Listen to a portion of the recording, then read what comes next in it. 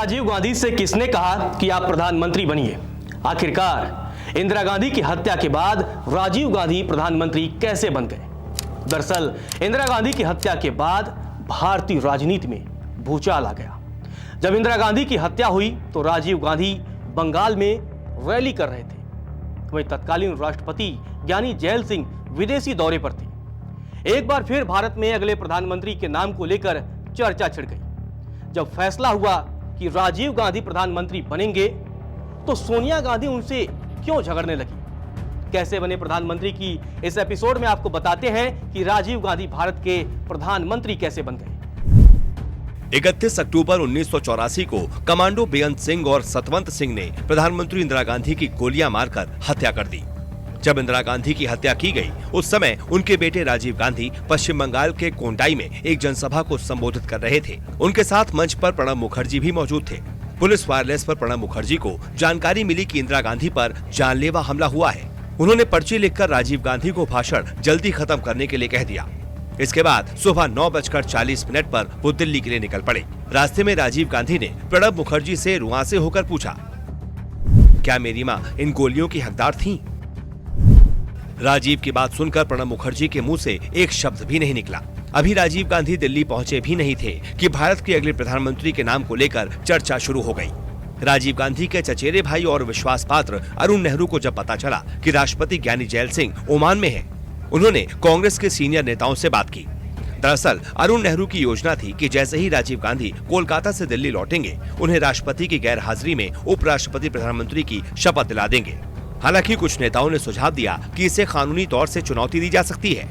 काफी सोच विचार करने के बाद उपराष्ट्रपति से शपथ वाला आइडिया ड्रॉप करके राष्ट्रपति को ओमान से बुलाने का फैसला लिया गया।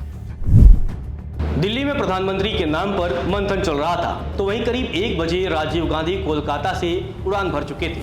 प्लेन के उड़ान भरते ही राजीव गांधी कॉकपिट में चले गए और थोड़ी देर बाद वापस आए तो उन्होंने प्रणब मुखर्जी समेत अन्य साथियों को बताया कि उनकी मां इंदिरा गांधी अब इस दुनिया में नहीं रही। प्लेन में कांग्रेस के वरिष्ठ नेता बलराम जाखड़, गनी खान चौधरी, श्यामलाल यादव, उमाशंकर दीक्षित और शीला दीक्षित भी मौजूद थे। थोड़ी देर बाद जब माहौल शांत हुआ तो अगले प्रधानमंत्री को लेकर चर्चा होने लगी। सभी प्लेन में मौजूद नेताओं ने तय किया कि राजीव गांधी को अगला प्रधानमंत्री बनाना चाहिए। प्रणब मुखर्जी राजीव गांधी को प्लेन के पिछले हिस्से में ले जाते हैं और उनसे कहते हैं कि आपको ही प्रधानमंत्री बनना होगा। दरअसल प्रणब मुखर्जी ने राजीव गांधी को सुझाव दिया कि नए प्रधानमंत्री और इंदिरा जी की हत्या की घोषणा एक साथ होनी चाहिए। हालांकि इसी तरह का निर्देश दिल्ली में पहले ही उपराष्ट्रपति आर वेंकटरमन पहले ही दे चुके थे। 3 बजे नई दिल्ली एयरपोर्ट पहुंचने के बाद राजीव गांधी सीधे एम्स पहुंचे, जहां उनकी पत्नी सोनिया गांधी पहले से मौजूद थी। जब सोनिया को पता चला कि राजीव गांधी प्रधानमंत्री की शपथ लेने वाले हैं तो वो घबरा गई। वो बार बार राजीव से प्रार्थना कर रही थी कि वो प्रधानमंत्री न बने, लेकिन जब राजीव नहीं माने तो वो उनसे झगड़ने लगी। सोनिया ने रोते हुए गुस्से में कहा, अगर तुम प्रधानमंत्री बने तो वो तुम्हें भी मार डालेंगे। सोनिया की बात सुनने पर राजीव गांधी ने जवाब दिया, मेरे पास ऑप्शन नहीं है, मैं तो वैसे भी मारा जाऊंगा। प्रणब मुखर्जी ने राष्ट्रपति को भेजे जाने वाले पत्र का मसौदा तैयार कर लिया। पत्र में राष्ट्रपति से राजीव गांधी को सरकार बनाने के लिए न्योता देने का भी अनुरोध किया गया था।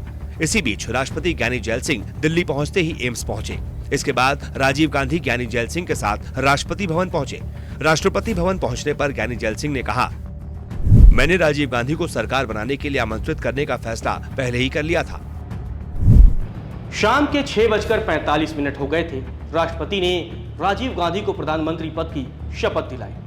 राजीव के अलावा पीवी नरसिम्हा राव, पी शिवशंकर, प्रणब मुखर्जी के अलावा सिख भावनाओं को ध्यान में रखते हुए बूटा सिंह को भी मंत्री पद की शपथ दिलाई गई। शपथ ग्रहण के बाद राष्ट्रपति भवन ने आधिकारिक तौर पर इंदिरा गांधी के निधन की घोषणा की।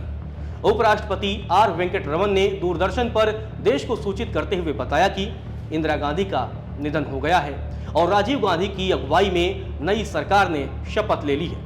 इस तरह से राजीव गांधी भारत के प्रधानमंत्री बने। कैसे बने प्रधानमंत्री की इस सीरीज में इतना ही। अगले एपिसोड में मिलते हैं भारत के अगले प्रधानमंत्री की कहानी के साथ।